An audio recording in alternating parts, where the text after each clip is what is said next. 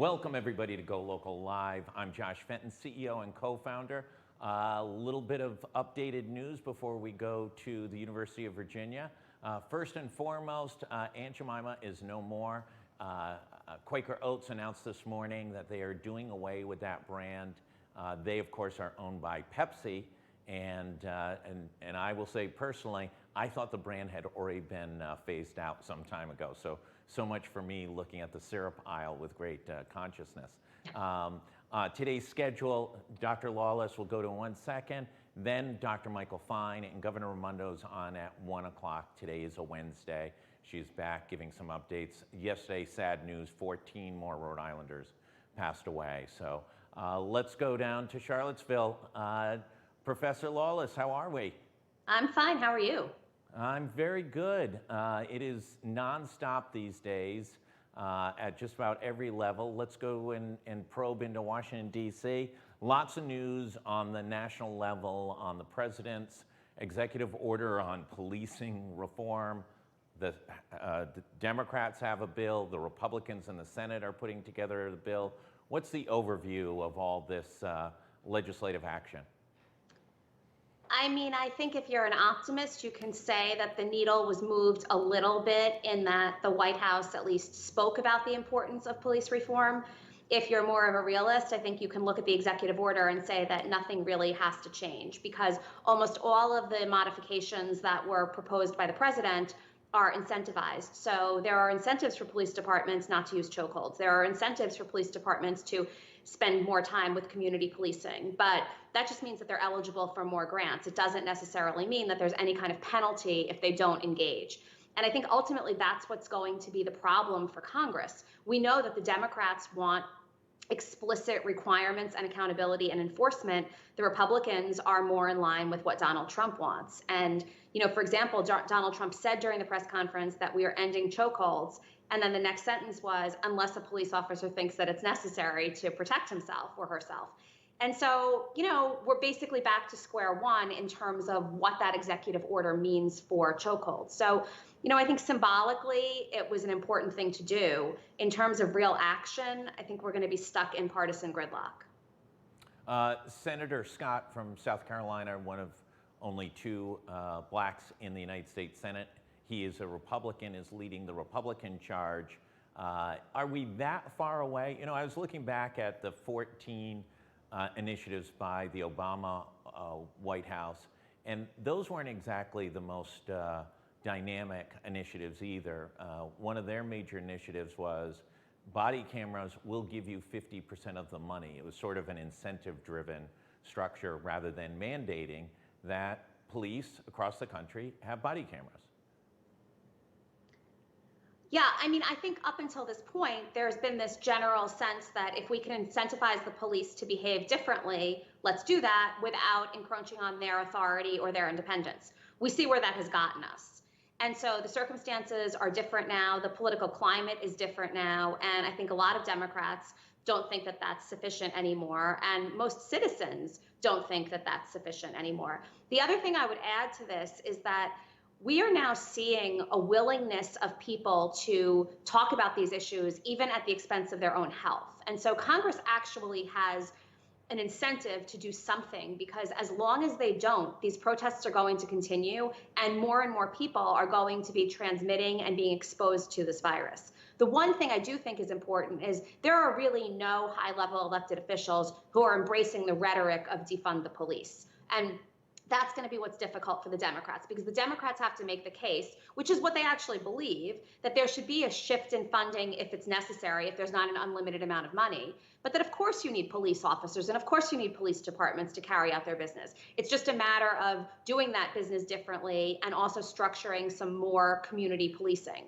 That's tough when the slogan defund the police is what's in, you know, sort of what's overarching as a theme, because it's not accurate and it also pushes Republicans and a lot of Democrats sort of to the right on the issue, I think.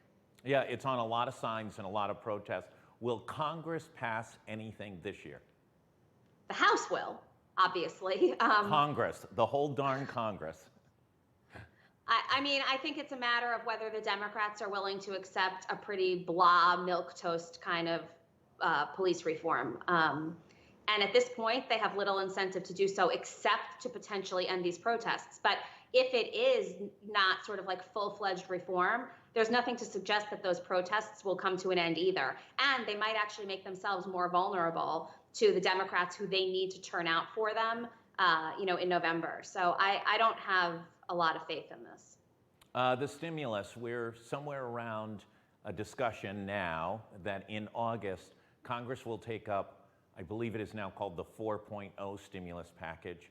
Republicans have said, some Republicans, leading Republicans, have said it cannot cost more than $1 trillion. Of course, the House had passed an ill-fated, always known to be dead on arrival, $5.3 trillion package about a month ago.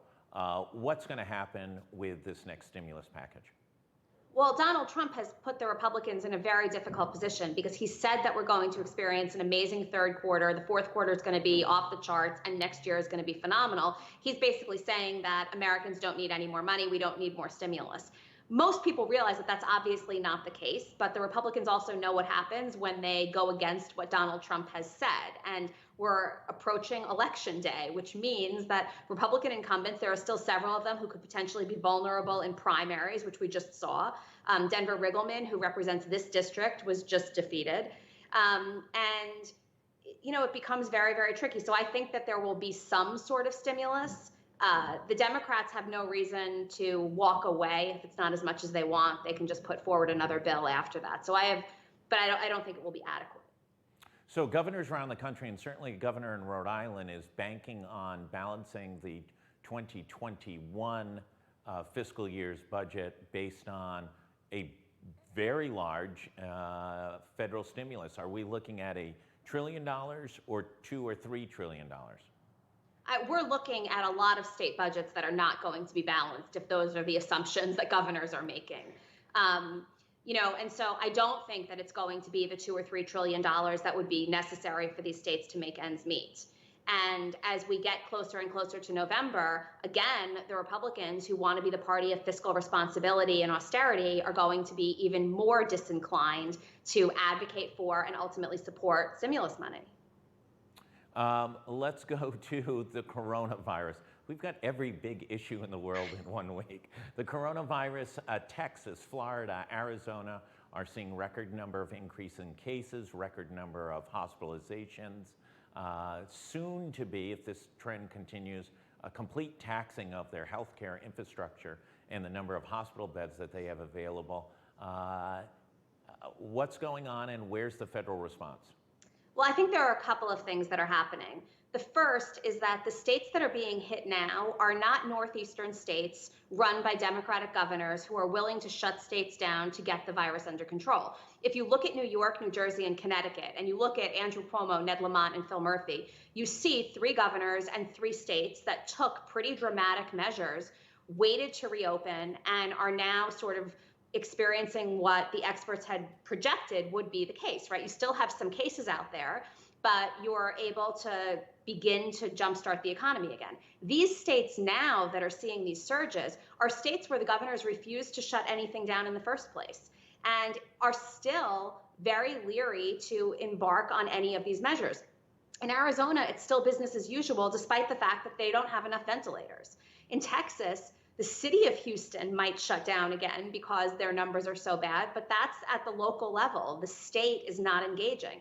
And so that's why the national numbers are plateauing, and it's why the United States continues not to be able to get this under control. And there's no one to blame at this point except the federal government, because we've now seen that when you leave these decisions to the discretion of the governors, some governors are going to adequately get these numbers under control and constrain the effects of the pandemic, and others are not, and people are dying.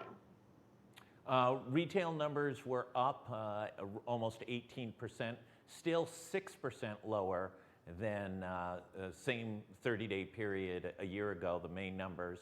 But also the federal stimulus dollars for the unemployed, the $600 per week, begins to run out shortly. Where does the economy go? So I wouldn't be surprised if we see some sort of economic retrenchment. for a couple of reasons. First, the stimulus dollars are gone. Second, although there has been considerable reopening, my sense is that there's going to be pretty significant pulling back of that reopening. Not a complete shutdown, because I don't think people will comply with that the way that they did in some states at the beginning of March, but certainly some limits. We've seen that in Oregon, we've seen it in Utah, we're seeing it in parts of California, and my sense is that that's going to be the case across the board. So I don't see evidence to suggest that Donald Trump is right as far as economic projections are concerned for the third and fourth quarter.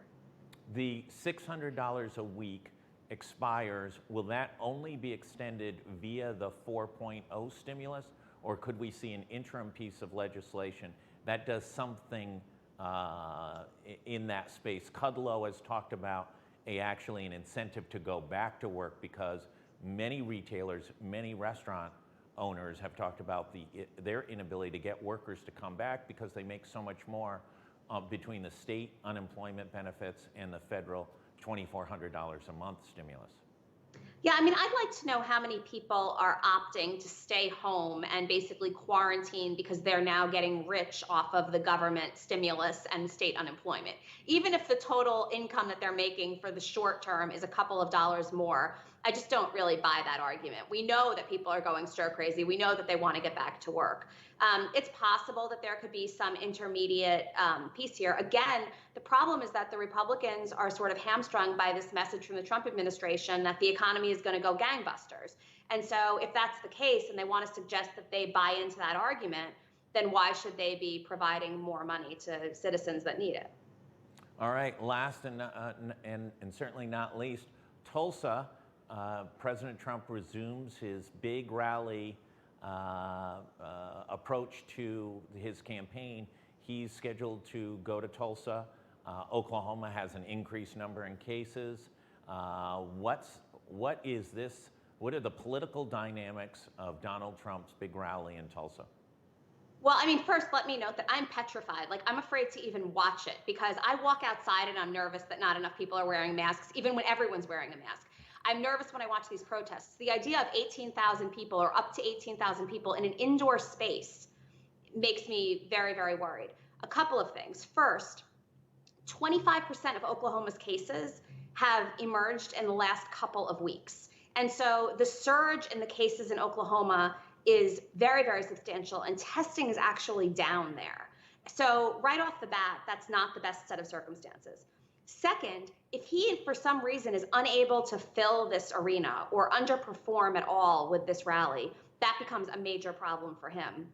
But third, the political dynamics are going to be, I think, far more obvious to us in 2 or 3 weeks after than what we know right now. Because if it turns out that there's a substantial increase in the number of cases, either in Tulsa or people who traveled and attended the rally, then the president is literally not just keeping policy from addressing this pandemic, he's literally facilitating its transmission at one of his own events. And so I think both Democrats and Republicans are going to be watching this quite quickly. I did notice that the public health officials in Oklahoma have basically begged the president to reconsider, and he's said no.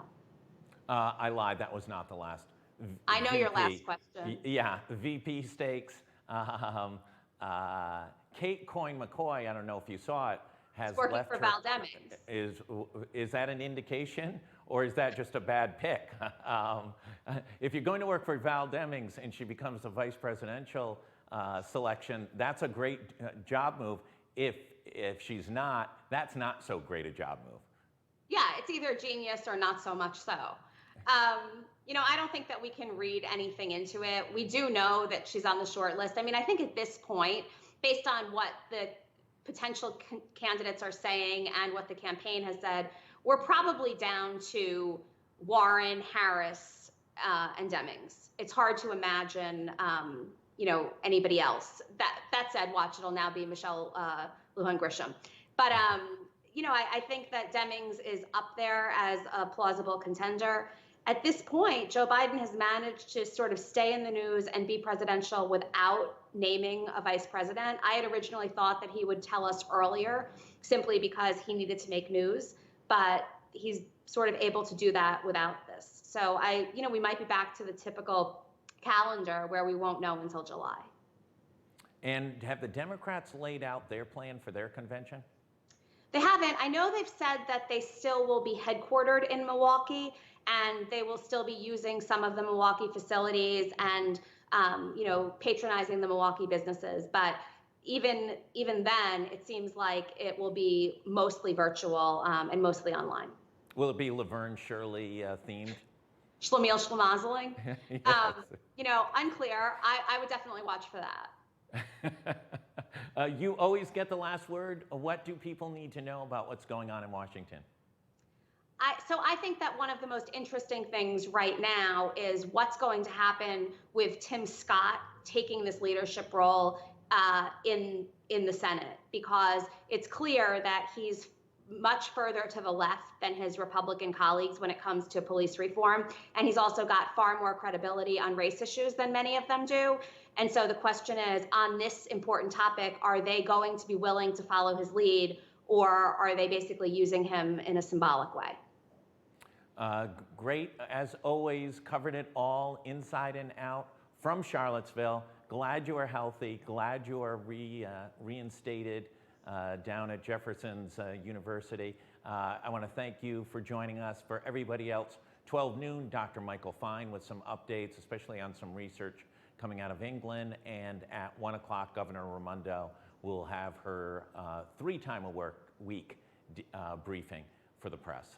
Thanks, everybody. Stay safe. See you back at 12 noon.